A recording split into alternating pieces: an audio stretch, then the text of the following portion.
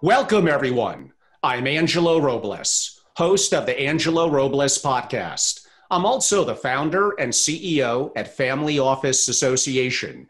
To give some context to my discussions and my dialogues, I help global families and their family offices solve problems, procure positive future outcomes, and prepare for intergenerational necessity. It's vital for families and their family offices to understand their vulnerabilities and become more resilient so they can mitigate risk and prevail during times of crisis. My experience with some of the wealthiest families in the world has allowed me to distill best practices for discovering purpose and refining vision, governance structures, systems, processes, and culture that successful families and their safeguard family offices need in order to thrive. I help families create or reinvent their family office to be of institutional quality and highly adaptive. Today's podcast we're really excited about, and really it relates a lot to diversity and wealth preservation. I've always said if you're an incredibly wealthy family, you're already rich. You want to likely stay that way.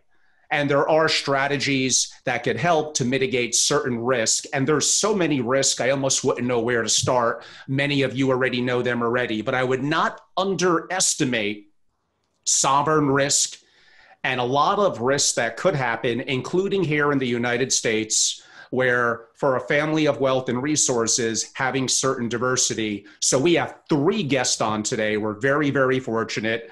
We have the return visit of David S. Lesperance, founder of Lesperance Associates. To give some context, I've known David for a couple of years. He's one of the leading authorities on citizenship and residency issues. He's a Canadian, but very familiar with the US and some of the advantages for some people offshore looking to come into the US. So it's not always just a one-way street. I don't know if we're going to have a deep time to get into that. We've covered that before with David.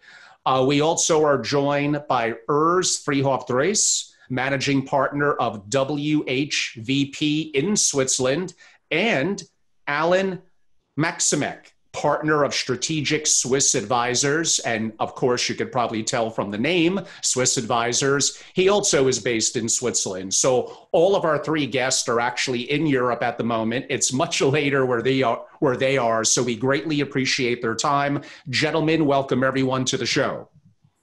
It's a pleasure, Angela. Thank you.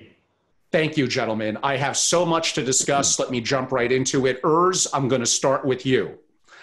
For an American citizen that has an interest in opening up in a Swiss bank account, there's some confusion. There are some people that think, well, look at what happened to UBS and privacy, but that's a completely separate issue than the opportunity for, quote unquote, an American citizen to open up a Swiss bank account. We're going to get to the benefits of doing that in a second, but if we could talk a little bit about some of the logistics of being able to do that and how long is that process?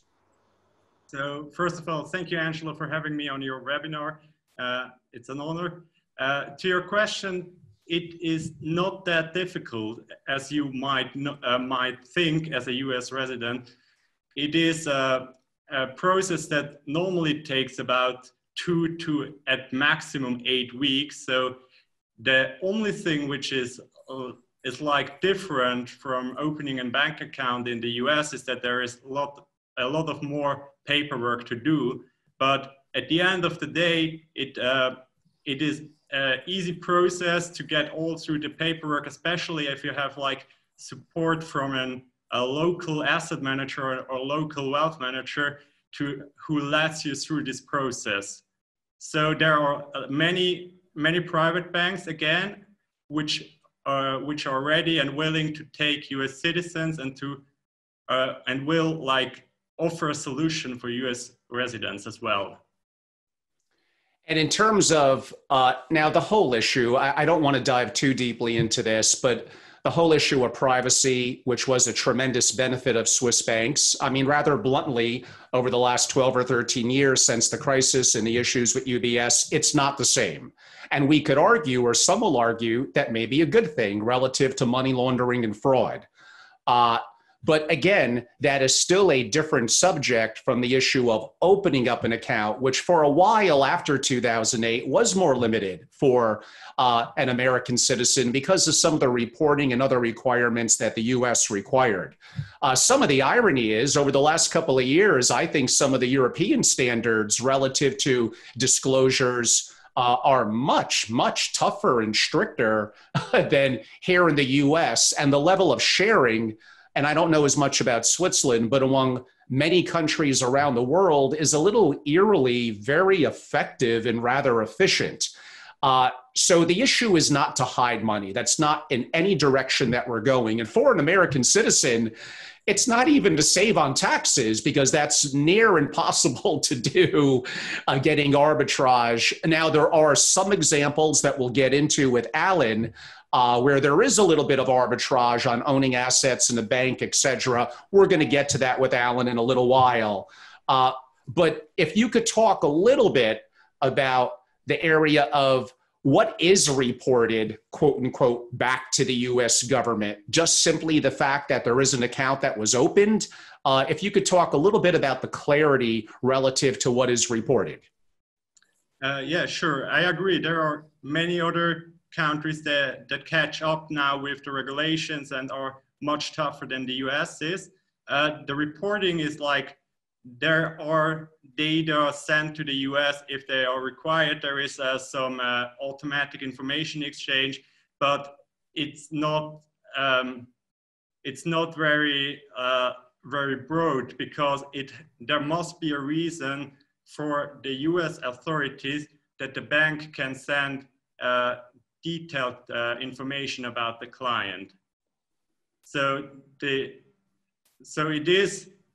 There is information sent to the US, but the focus lies more on the asset protection, and the information sent is not very relevant to the US in most cases. If you are clean and the money is clean, there is no really an issue there. Absolutely. And a little bit of irony as other countries around the world have caught up, have gotten tougher than the US and have more sharing among different countries. Actually, the US is a country that does near little, if any, sharing with other countries to some degree because of our clout and power, which is why you'll still see families around the world set up South Dakota, Delaware, and other private trust companies and trusts that are, or LLCs that are very under the grid. And again, not for anything from a money laundering or a negative perspective, just from privacy, because these citizens of wealth and resources are concerned with sovereign risk and other risk. Imagine being a wealthy family a couple of years ago in Venezuela.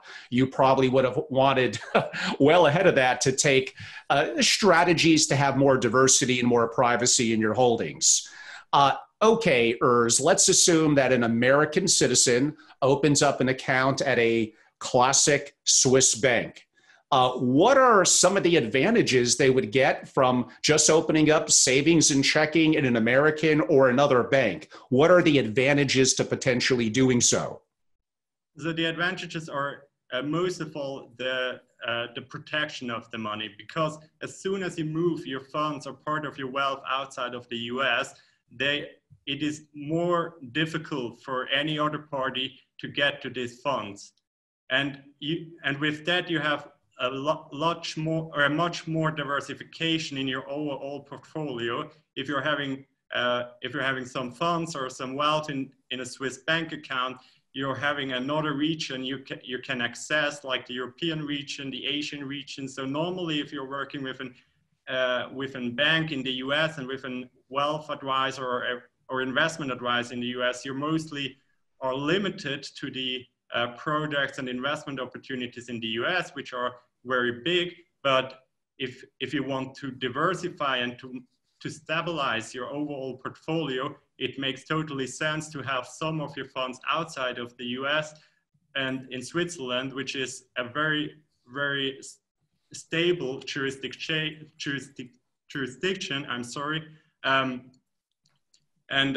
We do have a long track record on private banking, so we do know how to deal with international clients, with US clients. We know what they are looking for, what the problems are for US clients or the issues might be. And therefore it is an advantage to have an offshore account in Switzerland, since you're having like the access to a network and to expertise which you will rarely find in other jurisdictions.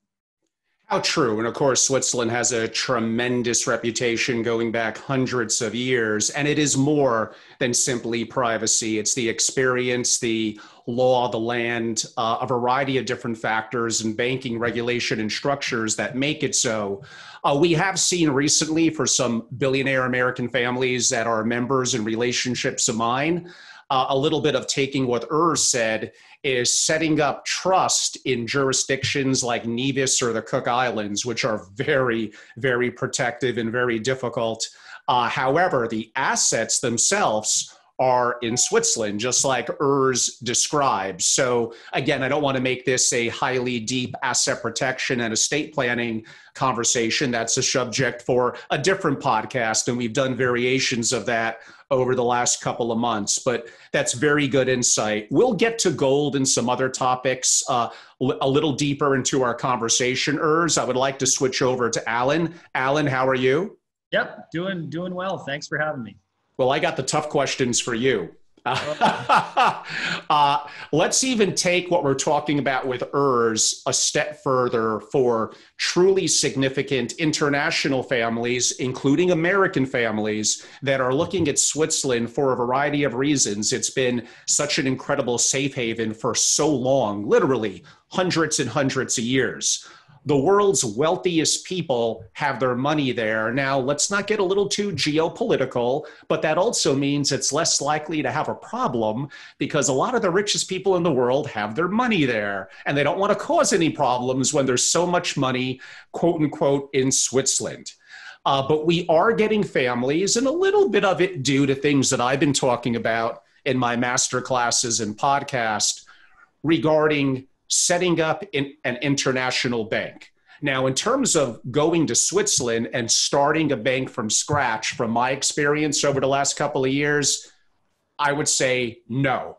I don't even care if you're worth tens of billions of dollars. You're just probably 99.9% not going to get approved. But what a lot of people don't know, and we just had one of my families do this, or is in making it happen over the last couple of weeks, is there's lots of banks for Switzerland for sale.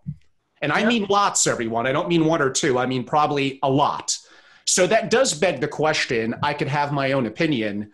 Why? I'm going to assume a little bit of the challenges since the secrecy was pierced by the US 12 years ago. And a lot of banks that were relying on higher fees, they're just not getting away with that anymore. The world is changing. It's becoming more digital. It's becoming more transparent. And the perception of the Swiss bank, although I think valuable and could be a great resource, and Urs was very helpful from his perspective, makes many banks not profitable. So or not as profitable as they used to be. So the opportunity to buy an existing bank, but if you could talk to our audience, even then it's not easy. You'll probably need to hire people with significant banking experience in Switzerland. It's going to cost, in terms of buying the bank, by the way, I would say about 20 to 40 million. You could have a pretty good diverse group of banks, but you're also going to have to capitalize it. And that is money that you are not going to get back for the most part, unless you have an exit. I'm throwing a lot at you, and we probably have to need to move on every couple of minutes. But how would you react to what I just said? Sure. I think all of it is absolutely correct. And I think what you have to do is just put it in context. First of all, ask yourself, why do you want to buy a bank? Or why would you want to own a bank or run a bank in Switzerland? It's nice to say that you have one, but there's probably more efficient ways for families to achieve the same goals. If the goal is to have control over your assets, to be able to diversify systemically, all those things are possible without actually having your own bank. So if there's a specific reason why because you want to be able to lend out funds to others, that's a valid reason. I think also if you're having your own bank, you're going to have other depositories. You're going to have clients in addition to the family. So you're going to have to start going outside the family. There was a time, maybe 20 years ago, where it could just be the family's money, and that was the bank. It could be, even, sons, daughters, the parents, that sort of thing. That was accepted. Now the FINMA, who's the regulatory equivalent of the SEC, wants to see additional clients. They want that the family doesn't have the majority of the assets in the bank. And so that's another reason why you got to think about, well, what are you trying to achieve here? If it's control over your own destiny and your family's money, maybe the bank actually isn't the way to do it, and you just stay with the family office structure. And by the way, the FINMA has now come out with new regulations for specifically for family offices to allow for this. So the letter of the law is clear. There's a structure and a framework that's being put in place. So again, there's another way to achieve the same goal that would have been done through a bank owned by a single family in the past. Now you can do it with your family office. And so that might be certainly a more efficient and probably less expensive way to do it. And also you don't get it into as much regulatory tangle as you would with a full banking license. So I'm not dissuading people, but I'm just looking at the pros and cons, and you really have to be clear as to what you're trying to achieve by having your own bank or buying one of these historic banks. It's always nice to say we've been in business since 1850 when you buy somebody else's banking license that's been around that long, but beyond that, it may not, it may just complicate your life too much. Yeah, it's incredibly difficult. And from my experience, and I should have been more clear on my solo podcast a couple of weeks ago, no matter who you are, you can't just go to Switzerland and create a bank only for your family. About 15 or 20 years ago, that might have been possible. Now you will have to make it or buy into effectively a commercial enterprise. You may be the biggest client, the largest shareholder, but you need to run it like a business. I would assume you would, and you're falling under all the significant, especially in Switzerland, regulatory guidelines. Now, I could still make an argument, I'm going to say, for maybe $5 or $10 billion plus families that are very concerned about generational wealth preservation and geopolitical issues, I would still give it consideration. And there are some advantages on tax leverage, on mitigating risk, on seeing access to deal flow that creating a private bank could provide. But I would say you'll probably get 80% of the benefits you're looking for, in my experience, what Allan said, and basically creating a pretty simple structure of an SFO, just like an American family would do here. They could create an SFO structure under the auspice in Switzerland, probably hire people that are local that could be involved, and get many of the benefits of having boots on the ground, access, and resources. The other thing about capitalizing the bank is it may require $50, $100, $150 million. And in theory, that is money that you can't get back unless you sell that entity and the value of the bank is now worth more. Now, you could invest on behalf of the bank and put some of it in more alternative investments and have that money grow tax favored. And it would be very hard for any country, even the US, to go and get that money because it's not just a private asset, it's money inside a Swiss regulatory bank. So it's tremendous from an asset protection perspective. But I think unless you're truly a Forbes 100 level family, I think it's really, really hard to make the math work and the time and effort. If you could talk a little bit, Allan, relative to some of the structures you're seeing on families creating an SFO in Switzerland. Are they technically for-profit C Corps? Are they LLCs? What's the version in Switzerland?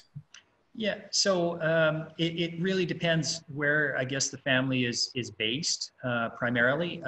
If a lot of them are just opening Swiss companies to make it simple from a regulatory standpoint, everything under the Swiss umbrella, and then it can feed up to a holding company or a trust, wherever that may be. Probably there are better jurisdictions for Americans, for those kinds of vehicles than here in Switzerland. But most of them do, I would say probably 80–90% of them really have their operating company for the office based here in Switzerland. It just makes everything so simple when you're dealing with the banks, because everything is under the Swiss umbrella then for any kind of operational issues. In terms of cross-border risk, that all goes away because everything's under the Swiss regulatory umbrella. And so that just makes life very simple. And then from there, profits, dividends, however people are structuring, that's not really stuff that we get into great detail with the clients. We're liaising basically with their lawyers and people like David on things like that to get the best setup. But yeah, in terms of the actual operation, it's best to keep it sort of all within Switzerland, and it just makes it very simple to operate. Very helpful. David, how are you? Very well. Thank you, Angelo. We're going to switch to Switzerland and other EU and European countries in general in a second, but let's set a little bit of the groundwork.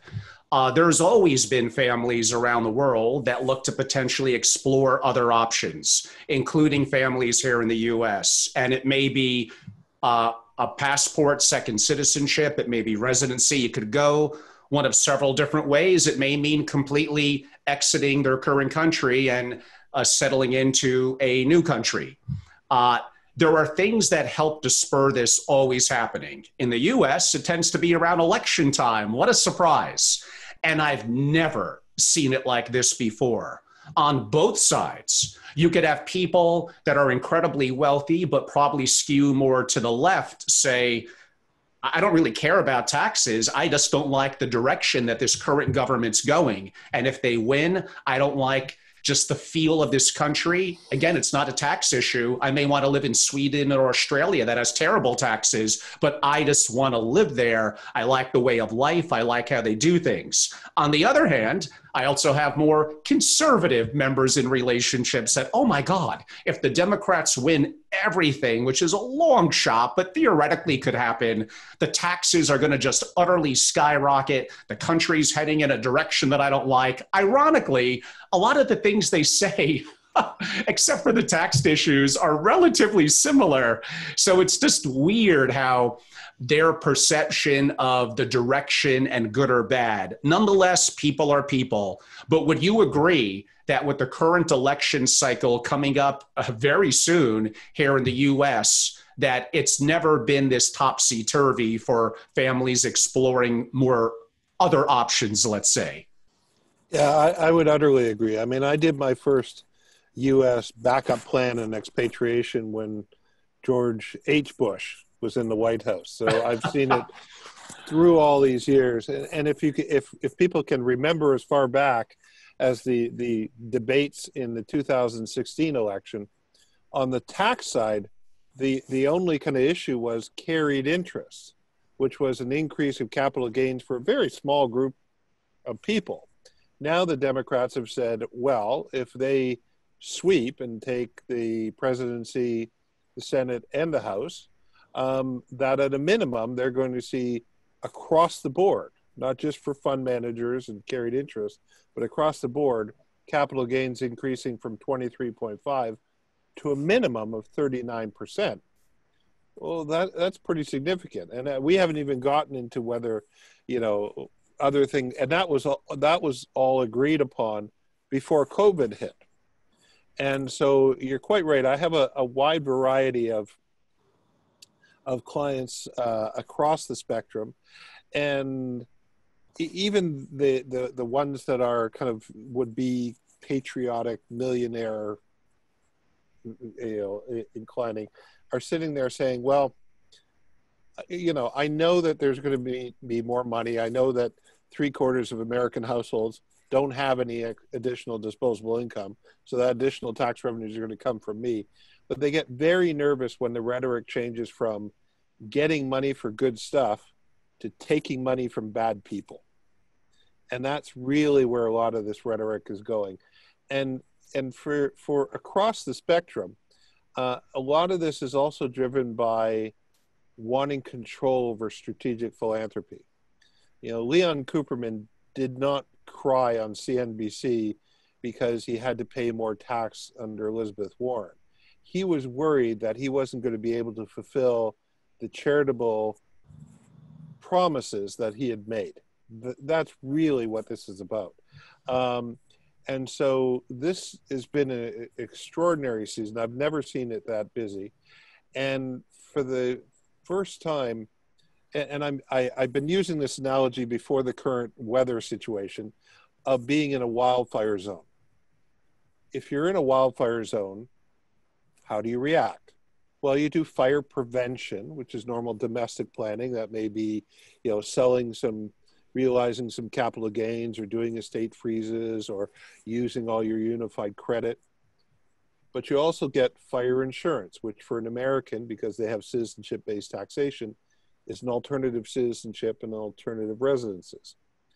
And you have a fire escape plan. I just was talking with a Silicon Valley client this morning, and we are going to expatriate him after the election, but before the swearing in, and we have a complete plan of all of his assets and what needs to be sold, and how we're going to deal with the deemed disposition, all of those things.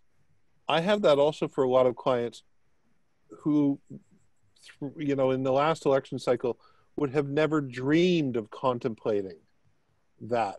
And most of them won't do it, but they have the ability and the knowledge that and this the safety of knowing that they've got the insurance should whatever the factor be that causes them to want to trigger a fire escape plan. They sleep at night because they know they have those pieces in place. And if they didn't have those pieces in place, the damage, whether that's tax increases or loss of control over strategic philanthropy, is quite significant. It sure is. Very ironic that you bring up Leon Cooperman, an iconic hedge fund manager, investor, and now a significant single family office. And I promise this is not a plant. David didn't know this. The last person this year that I interviewed at a physical event was at a private home that we hosted in Palm Beach on March 4th, I think it was. And that person was Leon Cooperman. It was quite an honor to sit next to him and to get his insights on the market, on investing. At that time, we were just about a week later in the New York area, heading into kind of the COVID lockdown. And we kind of knew that was coming. And his thoughts from a political perspective, which it was a private meeting and I'm trying to get him on a podcast. He hasn't said yes yet, but maybe we'll be able to coerce him. But strange that you brought up the legendary investor, Leon Cooperman. That's my little Leon story, the last person I interviewed at a physical event.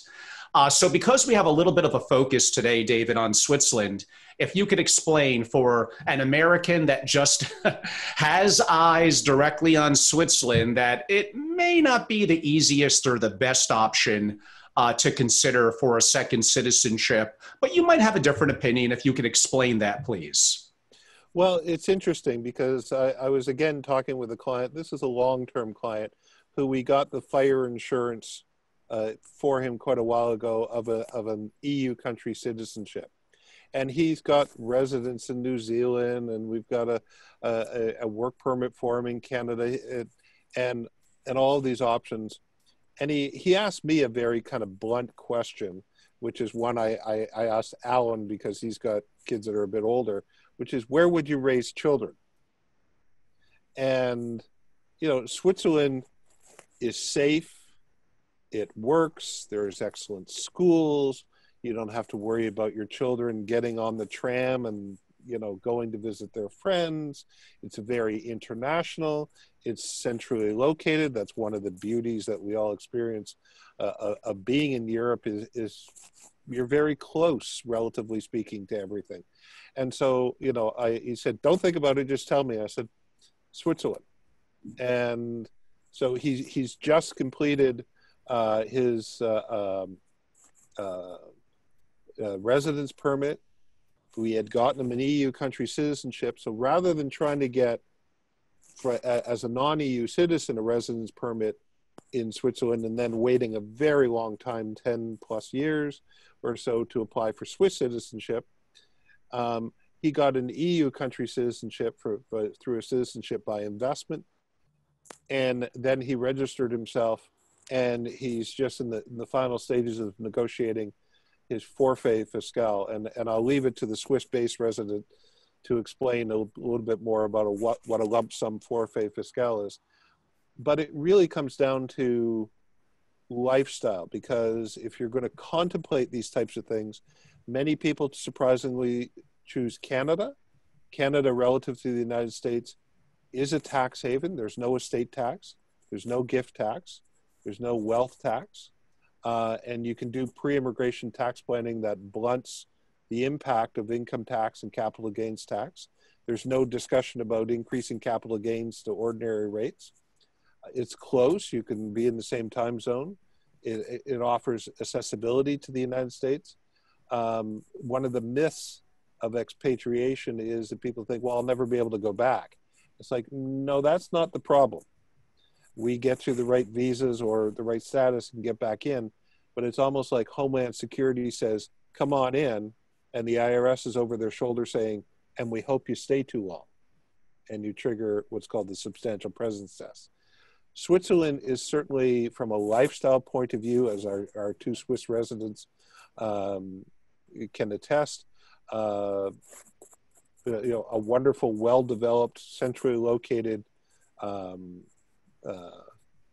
country, rule of law, all of those things. You're not worried about riots. It's almost too organized for some people, but it's certainly amongst the choices of these families. And maybe if Urs or Allan, you want to just make a comment about what a forfait is. Allan, do you want to mention what a forfeit is? Definitely, yeah, absolutely. So I'll just quickly explain. So it's a kind of a novel tax. It's not really a loophole. It's planned. It's designed by the Swiss to attract, I guess, the right type of people to the country that will contribute to the country. And in return, they realize that these people are globally mobile. So there are families and individuals who could live anywhere. Cost is not their limitation. It's really lifestyle and where they want to live. So the Swiss, kind of like the UK, I mean, the res non dom type of tax plan that they have in the UK, we have something similar in Switzerland called the forfait fiscal, which is a flat tax. So it's not a percentage. It's negotiated before you enter the country. It's part of your residence sort of permit application. And based on that, you will have basically a flat tax. And at the end of the day, the Swiss are happy to have you, because you as a billionaire or a multi-millionaire, you'll pay more with your flat tax than probably the next 50 Swiss people who are just sort of average wage earners. And so that's the way they look at it. It's very practical. They're not on a witch hunt to say, oh my goodness, you've got a lot of money, we'd like more of it. So it's a very fair, very organized program. You know what you're going to pay when you enter the country. There's no surprises, and it's only open to foreigners. So locals and Swiss citizens actually don't have the possibility of having the forfait fiscal. It's really for foreign people to be attracted to come to the country. Yeah, that's a tremendous benefit. David, before I move on to Urs, so like we've discussed, going from the US or any international location direct to looking for a second citizenship in Switzerland is depending on your wealth and your interest, it may be a good fit, but it's going to take a long, long time before you officially become a citizen. And then again, we're not going to have deep time to get into every little issue, but for those with younger children, there is a military requirement.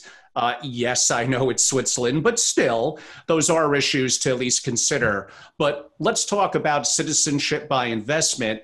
Most people are going to be familiar with Malta and Cyprus. Malta, I believe they may be done, or at least for now, but Cyprus and other up-and-coming European locations appear to hold great promise and be much, much quicker in their process. If you could discuss Cyprus and maybe one or two others. Sure. The first thing I want to distinguish is between what's a citizenship by investment and what is a residence by investment, which may lead to citizenship after a period of time. And all of them, unfortunately, have been blurred with the term golden visa, which is a bit of a misnomer. So if you think of getting junior membership in a country as residents and then qualifying for senior membership, which is citizenship, after a period of time, you can get that through naturalization, etc. And those are what you get in countries like Portugal and Spain and Italy and Greece. Malta and Cyprus also have those types of programs. Citizenship by investment is where you're jumping immediately to citizenship. And the only EU country right now that has an active program is Cyprus. Their Maltese program, the original version of Malta 1.0, was a true citizenship by investment. 2.0, which is what has been for the last few years, you got residence, junior membership, and then after a year, you could apply for citizenship. So no matter how well organized you were from the word go until the time you had a citizenship in place was 2 years. The 3.0 version of that has come in. They have said it's, again, as fast as possible, making the maximum investment going to be 2 years. And they just brought that in actually this month. And there is still some question with regards to how much time you need to physically spend in Malta. And that's a cost for my clients. That's an obligation to be somewhere as opposed to being somewhere because they want to be. So I've got a number of clients, we're going through this discussion right now, who are saying, well, I'm worried about this capital gains issue. I said, well, I don't think that, if it happens and they do a grand slam, that President Biden and, House Leader Pelosi and Senate Leader Schumer are going to run off the mall after swearing in with Justice Roberts and pass it right away. And nor are they going to pass it on the first day. That's mechanically not going to happen. But they're going to pass it within the first 100 days. So you're really looking at Q1, Q2, and that is an enormous jump. And for a lot of clients who have a capital gains event, they can quantify. And so when they put that number in perspective and they say, well, okay, maybe I have an Irish grandmother. Well, it's not like you dial 1-800-I-AM-IRISH and the leprechaun delivers the passport to you. There's a process. And that process is being tremendously backlogged because of Brexit. Everybody in Northern Ireland is entitled to a Republic of Irish passport, and all kinds of people on the island of Great Britain are also applying. So that's quite long, and the COVID delayed. And again, Italian, all kinds of different lineage citizenships. So I have a client who says, look, if that capital gain event happens, the number for me is X times 23.5% or X times 39%. That's a really figure. So if you look at it that way, the insurance policy of a Cypriot citizenship, for example, is about 3 million euros. So does that make sense given the client's situation? The client has a $50 million capital gain event, it makes sense. Now, once you've decided on Cyprus, you then have to go and look at what are the two pathways that you can do. And traditionally, up to this point, mostly that's been Cypriot real estate. I was just in Cyprus at the end of August, beginning of September, and that real estate, quite frankly, is overpriced and was relying on tourism, which has fallen off a cliff to generate revenue. The other kind of new option that's come in is investment in a private equity fund. which when you run the numbers, I mean, I get paid the same no matter what. I don't get a commission from anybody. And so when you run the numbers, well, you don't have to pay VAT on the fund, which you do on the property. You have an exit strategy. You have a fund manager who is paid to make money, not a developer who's paid to take all their money up front. So just looking at the incentives, and that's why all my clients recently, once we determined Cyprus was the right jurisdiction, and they make the business decision between the two, have tended all to go right for the fund. So it's that kind of understanding of the different levels that clients are then going to several of them, the gentleman I talked about, for example, one of his co-founders is going to move to Switzerland also. He's a few months behind him because he hasn't got the insurance policy in place yet. But you know, that's quite a viable option. The other thing that in Switzerland is the sense of stability of the tax system. Allan mentioned, for example, what's called the remittance basis or the non-dom system in the United Kingdom. Well, the Labour Party has said they will get rid of that, even though it's been in place over 100 years. They will get rid of that in the first election. Well, there's been 4 elections in the last 5 years in the UK, and Boris Johnson has got some angry backbenchers. So you don't want to move everything in the UK thinking you're going to have a non-dom system, and then all of a sudden there's an election, Labour gets in, and it's gone. And so the other thing about Switzerland is you can count on it. I mean, Italy has a program that they brought in. I mean, I've gone through this exercise myself for my own family. I love Italy. I just don't trust Italian politicians to keep the system going for you know, a long period of time. Be a little careful, David. You're talking about half of my lineage there. Yeah, no, I know. I said I love Italy. You know, my favorite wines are Italian, but I'm not going to become tax resident there. And so, you know, that's one of the things you really have to also consider, and one of the reasons why, as Allan said, these clients can live anywhere.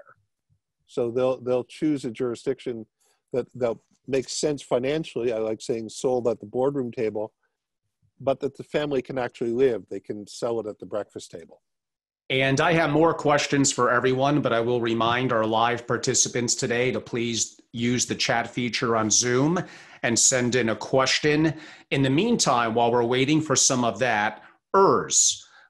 Among the most common reasons, I would assume, for international families, including U.S. citizens that want to have a level of country diversity in their holdings and custodial, is going to be the tremendous opportunity of owning physical gold and having it, quote unquote, stored, literally stored in Switzerland. If you could talk a little bit about that from a Swiss bank perspective. Yes, sure. So in Switzerland, I would say there are basically 2 possibilities to store physical gold. So one is with physical gold storage vaults, and the other one is with Swiss banks. And the question there is from which direction you're coming. So if you're planning to have your gold stored for, I don't know, for 15, 20 years, if it is like a part of your strategy that will hold for the next decades, it can definitely make sense to have stored this gold in vaults. But if you're planning to use the gold, the physical gold, as a temporary strategy, I would say, it would also make sense to have this gold stored with Swiss banks. And you have mentioned it before, the banks in Switzerland, they are very well capitalized and they are very safe. So we have a couple of custodian banks in Switzerland which have like the possibility to store gold and to segregate the gold stored in their treasury. And so the advantage to have the gold with the bank is that you can move the strategy easier. So if you want to go back into equities, into fixed income, because you don't feel that gold has such an value anymore for the next couple of years, you can do that without a problem within a day. You can call your investment advisor or your asset manager and tell him that he should sell all the gold and buy all the stuff. And same for the other way. If you have all your equities and your portfolio invested fully, you can also have this sold, liquidated, and invested into gold, which is stored physically. And Urs, we mentioned it earlier in terms of the advantage of having a banking relationship or relationships in Switzerland for a non-Swiss citizen, including an American, and including a level of privacy and a variety of other factors, mainly probably less so around privacy and more so around stability and some of the things that even David mentioned. And I gave my example of two unique Caribbean islands for trust protection, but would I want to have my billions on those islands? Probably not. I'm going to feel a little safer in a country like Switzerland. Question for you. Are there specific investments, specifically in small, maybe public markets in Europe, that I would probably need to be involved at a bank and a relationship in Europe, where even if I'm based here in the US and have a classic American bank, that I may not have access to? In other words, am I going to get access to certain investments and maybe alternatives that are not available in the US, that by going through a Swiss bank, I'm going to have more diversity in my investment options? Well, honestly speaking, I'm not aware of like investment opportunities that come by just using another bank. I mean, most of your options you're having from the US, you basically also have for Switzerland and the other way around. And what is very important for an asset manager located in Switzerland and servicing US clients is that you can't do like all investments, because there are some penalties if you do for example, mutual funds that are not registered with the US. So basically the US is very protective in this regards, that you can't not like do investments which are not accepted by the IRS. But yes, but from a geographical and from a bias perspective, there are definitely opportunities when you're going into another jurisdiction, because honestly, every asset manager and every investment advisor is biased in the region he is acting. So we do have a bias on Europe also when we are investing around the world, but it is not like that you have to conclude, it is not that you have like opportunities which you will not have in the US.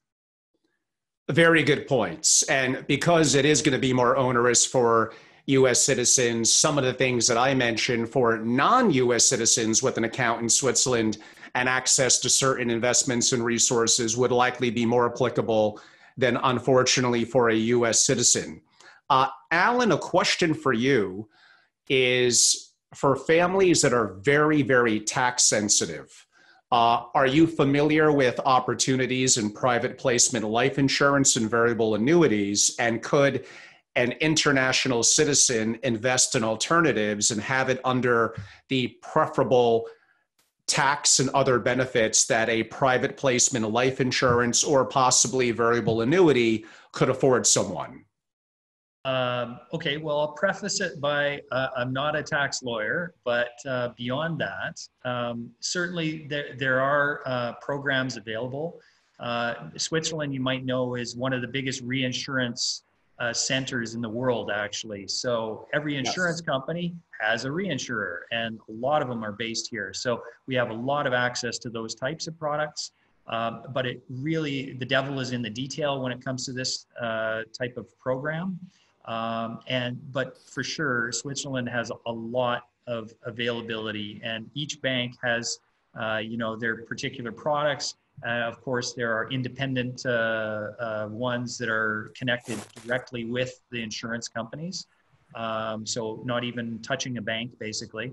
And there is quite a bit of flexibility because they're used to that as a insurance investment product, unlike a lot of other countries that wouldn't have that expertise. I don't know if that's sufficient. No, and I have another question for you, but that is helpful. I may recommend too that people go back. I think it's up on my YouTube channel. Only about 3 weeks ago, I did an interview with Abad Barros, who has a partner based in Switzerland, and private placement life insurance specifically from a tax perspective, as well as other insurance and other perspectives, distribution of first in, first out, what's called FIFO, at least for US citizens, an extremely powerful vehicle that may be better structured offshore. And Switzerland could be perhaps an intriguing option, if not even necessarily for the trust or the insurance. That may be one of the islands I mentioned before, but literally where the assets are managed. But that's a very complex and detailed tax and estate planning discussion that probably isn't the core focus of our hour and 10 minutes or so today. Another question for you, Allan, in a little different direction than I took with Urs. How about a family of wealth that has an interest in buying private entities and businesses in Switzerland, in Europe, possibly even setting up certain operations in Liechtenstein or Monaco? Liechtenstein, by the way, maybe we'll ask it with David, is like the worst country. It takes like 30 years to get approved. But in terms of certain business interest, especially privately held businesses, I guess banks are, for the most part, often privately held businesses. Would you advise, recommend, or help a family navigate the complexities of Europe from that perspective?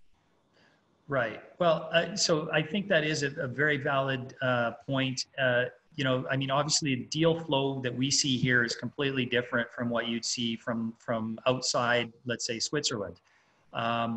And a lot of people come to Switzerland for financing of their businesses. There's quite a healthy small and mid-cap kind of market here. So bite-sized type companies that have, unique value propositions, intellectual property.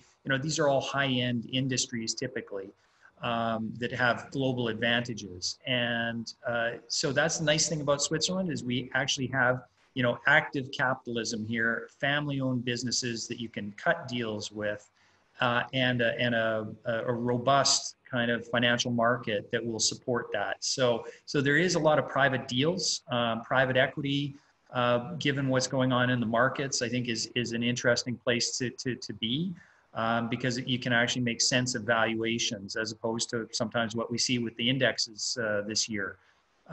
So I think it can be very interesting for families. For example, you'll see new hotel builds and things like that, where you'd never really see it from outside the country because there's just not enough of it to go around. So when you're here on the ground, feet on the ground, you'll see these deals, you'll see the deal flow. Excellent. And David, let's pick up a little bit where you left off on lineage citizenship, specifically in Europe. So you mentioned a couple of countries, probably Italy is among the most common, I guess Ireland, and there's others. But if I remember correctly, if you go back more than 3 generations, it is going to be much, much, much harder to look to get the lineage citizenship, with the possible exception of Ireland. But if you could elaborate on that and maybe mention 1 or 2 other countries. It's interesting, as a kind of amateur historian, understanding, and of course the map of Europe has changed dramatically since, the late 1800s and through the First World War and the collapse of the Austro-Hungarian Empire, et cetera, and the events of the Second World War. Ireland does have, if you have a grandparent or parent who was born in Ireland, you have an entitlement to a program. But you can go further beyond if you have what are called Irish associations, and we have to kind of put together things, and that then you're in the discretion of the minister. One of the things that's been happening is, for example, descendants of Sephardic Jews, which we're finding an enormous number in Latin America. Both Spain and Portugal decided that they were going to extend citizenship to descendants of those who were kicked out, by in the 15th century. One of the things that's really interesting is also, if you're of Jewish descent, Austria, for example, has just brought in a new program this month, which extends to the descendants of those who lost their Austrian citizenship as a result of the Anschluss and all the various activities in the Second World War. Poland, where I'm at right now, also has gotten very generous in their interpretation of that. So it's certainly one of the things worth looking at if you have some time. I mentioned Cyprus as a price point of 3 million euros, but it's worth spending, if you've got the time, the money to do some lineage, to get an EU citizenship through lineage, if you happen to have the right fact situation. So that's always a starting point for us. Our only problem right now is a timing issue. Some clients may have claim to lineage citizenship, but they can't be assured that they're going to have that fire insurance policy in time for the fire to arrive. Hence, they're looking at citizenship in a place that can get it faster. One of the questions that was asked was about St. Kitts. There are countries which, aside from Cyprus, which have pure citizenship by investment programs. There's 5 of them in the Caribbean right now. They're all effectively the same product, shall we say. As a result of COVID, and with the tourism industry on these Caribbean islands kind of again halting completely, this is one of, if not their only source of revenue. And so they've gotten, all of a sudden they discovered scans and things that they never would have accepted before, and so they've sped up because they understand, well, that's cash flow speed to the country. We need money. There are some countries which tried to bring in a citizenship by investment program and didn't do it very well. In fact, it's kind of, I just wrote an article about South Pacific island of Vanuatu, which offered a status called honorary citizenship. And as soon as that was presented to me, I said, well, honorary citizenship is like being honorarily pregnant. It doesn't produce the desired result. Well, now that's all blowing up. And those clients who were counting on that citizenship and paid, 130,000 US plus for that, are all of a sudden they're finding, that product is not available. So part of what we bring to the table is understanding what you're entitled to through lineage. What's the timing of that? Will that work to meet your goals? What are the various citizenship by investment options if we have to go there? I don't get paid commissions. I get paid by my clients, which is a different approach because a lot of these are kind of salespeople that are selling their particular product. And so really understanding that sometimes a Caribbean citizenship you can get, once you take into account all the costs, for example, in one of the Caribbean islands, for a couple, 130,000 US. Well, if you've got a smaller capital gain you're worried about, maybe that makes more sense than 3 million insurance policy in Cyprus, especially if you're going to go and live in Canada, because we got you a residence permit in Canada. And let's face it, in a few years, when you're a Canadian, that Caribbean passport will start collecting dust in a drawer somewhere. But it was a useful tool to deal with that immediate need. So it's really understanding the entire situation and kind of how it fits into what the client's situation is to have a proper backup plan. And let's talk about a country in Europe that is not yet an EU country, but probably for what we're talking about, it may be the most on the rise and up and coming, Montenegro. I happen to have a lot of history in Montenegro. Montenegro brought out a program about a year and a half ago. That's their second go around. The first time they brought out a program was right after 2008. I happened to have as a client a Canadian, was the right-hand man to a Canadian, very well-known Canadian businessman named Peter Monk, who had bought the old Yugoslavian naval yard at Porto Montenegro.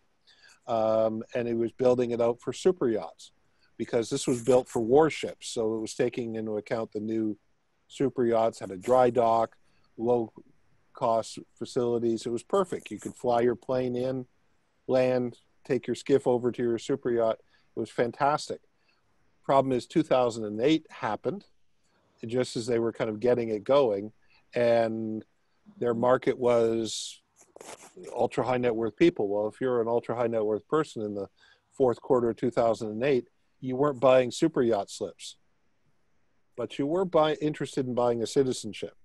So I worked with the Montenegro government to put together their first version of their program. And again, I was paid by Mr. Monk to help them do this. And I said, well, Mr. Monk, I may have clients that, you know, I would recommend this to. Unfortunately, literally the week before they announced it, the former Prime Minister of Thailand, Mr. Thaksin, it came out in the international news that he had paid somebody to get a Montenegrin citizenship.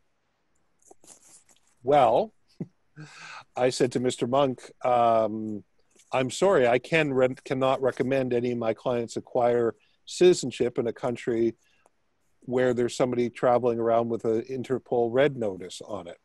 And so they opened the program and closed it a week later, saying, oh, it was EU pressure or something. Well, now they've come forward all these years. Montenegro is a beautiful place. It's a fantastic place to have I really like the country, but their product is the salespeople, again, driven by sales, are talking about that, claiming that it will definitely become an EU country by 2025.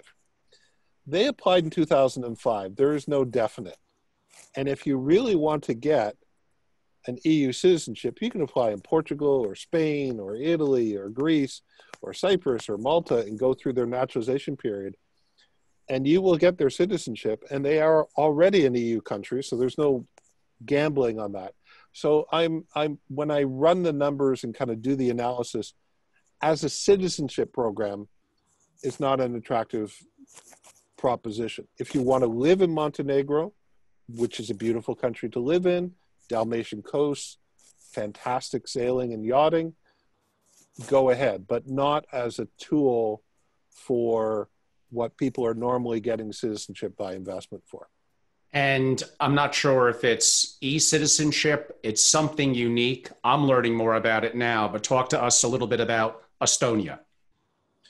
Estonia, so e-residence, Estonia, yes. When it came out of the Soviet Union, you know, in 1990, they were looking for some differentiator, and they decided that they were going to digitize their entire government. So when you vote, medical, everything in Estonia you do online. They then said there are a number of people around the world who would appreciate having an online digital signature, an online residence card so that they can have a mailing address, etc.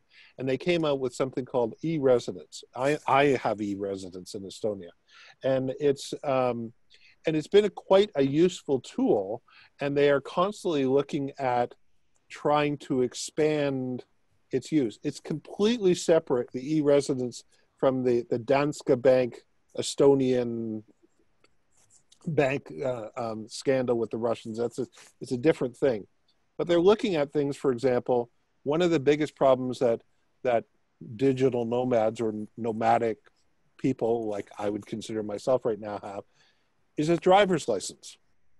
Well, you can get the driver's license. Now, e-residence in Estonia doesn't give you the right to live in Estonia, which is an EU country, but it does give you a national identification. It gives you access to a whole bunch of things online. And I think the price point is less than 100 euros. So for the right client, it is a wonderful tool. Excellent. Thank you so much, David. And Urs, for those that would like to learn more about WHVP, and again, what you do, even more broader than with Allan and David, from an international citizen and American citizen, it really is the optionality of opening up an account in Switzerland. How could they learn more about you and your organization? Thank you. Yes. our organization, WHVP, was founded in 1991, and we have had a focus on US residents and US connected people ever since. We do have a website where we show all of our services. And one thing which is very important is that we are registered with the Securities and Exchange Commission in the US, which makes sure that we know all the rules and regulations when it comes to serving US clients. Our service is mostly to the asset management itself. So we have a broad network in the US, in Europe. We do also have partner banks in Austria, in Liechtenstein, next to Switzerland. So we have specialized in giving US clients an opportunity to bring part of the wealth out of the US, and we invest it normally outside of the US and outside of the US dollar to give the clients a hedge against a decreasing US dollar and to stabilize the portfolio overall. Yeah, we didn't really have too much of a chance to get into that, Urs. If you want to maybe give it 1 minute to wrap up on your perspective, for those that do want to diversify away from, say, the dollar here in the US into the Swiss franc, or even more of an international security, the opportunity, the opinions of a Swiss bank may be valuable to people, and that could be another opportunity for them to consider opening up an account. Yeah. Yes, definitely. So it is definitely a possibility to broaden your horizon when it comes to investments and to have different people who are like specialized in what they are doing and having another perspective than your own in the US and the one of your investment advisor in the US. Excellent. And I don't know if you're able to do so in more of a public setting like we are now, but I'll ask, for those that would have an interest in reaching out to you, is there an email that you could provide? Yes, sure. So you can either contact our info@whvp.ch, or if you want to get in contact directly with me, it's uvd@whvp.ch. That's very helpful. Thank you so much, Urs. And Allan, if you could talk a little bit in terms of summarizing in whatever, 60, 90 seconds, a little bit about how you could be beneficial to an international citizen, a non-Swiss at the moment, a US citizen, and the opportunities of them being more active in some of the things we discussed, possibly including banking in Switzerland. Talk to us a little bit and tell us how we could contact you. Sure. Yeah, so we're also obviously have North American roots, but been here for 20 years now. So we kind of see it from both sides, and quite often we're the bridge between the two sort of cultures, regulatory, accountants, all that sort of, and it's those small details, being able to piece all that together, where usually that's where things fall in the cracks. And, we've been through it so many times with families that we know, what to anticipate. We kind of know when you're knocking on the wrong door and which doors to knock on. So I think that's kind of where we're at in terms of value add. It's just very efficient and quick, I suppose, in terms of the way we operate. And as David was saying, I think there is some urgency these days to what's going on with the potential change of government or whatever comes next for whoever comes next. And I think people should look at the options and sooner rather than later.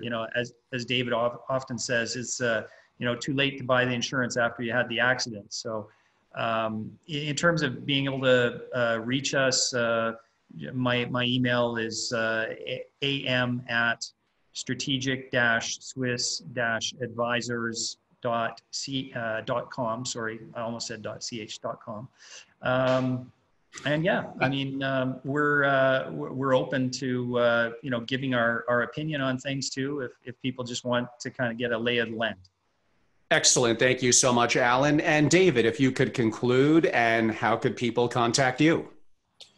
Well, Allan, I'm glad to meet somebody who has a longer domain name than me. You can find me one of two ways, either on LinkedIn, David Lesperance, and all of the website and email information is there. Or you can send to David at Lesperance, LESPERANCE, associates, plural.com. So David at lesperanceassociates.com or Thank LinkedIn. you.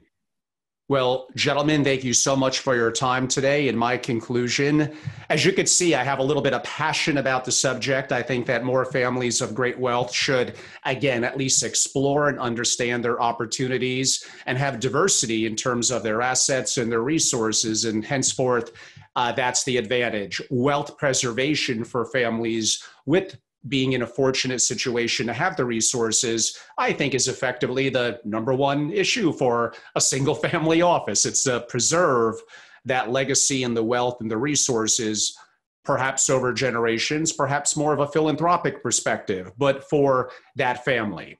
Everyone, I'm Angelo Robles. I'm the host of the Angelo Robles Podcast and founder and CEO at Family Office Association, a global membership organization dedicated to families of great wealth and their family offices. We do a significant amount of original proprietary content, including on many of the subjects we discussed today.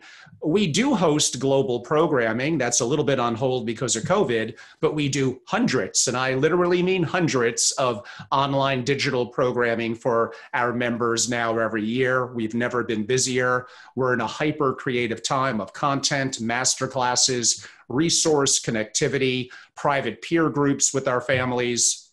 It is a great time to be active and be a member in an organization like Family Office Association. I'm incredibly active on social media. You could find me mainly Family Office channel on YouTube. Website, which is updated and new, is familyofficeassociation.com. And my direct email is angelo@familyofficeassociation.com. Allan, Urs, and David, thank you so much for your time, and I look forward to next time. Thank you. Thank you. Thank you.